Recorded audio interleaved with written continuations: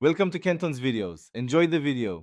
You start by preparing the phone so the update won't fail. Verify your exact model and current Android build, because OTA updates are model-specific.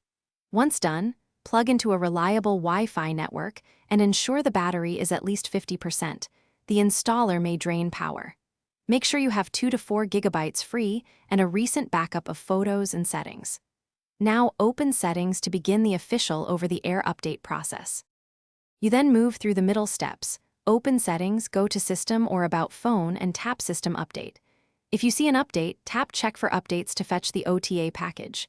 Download only on Wi-Fi to avoid data charges and watch the progress. Larger packages take longer.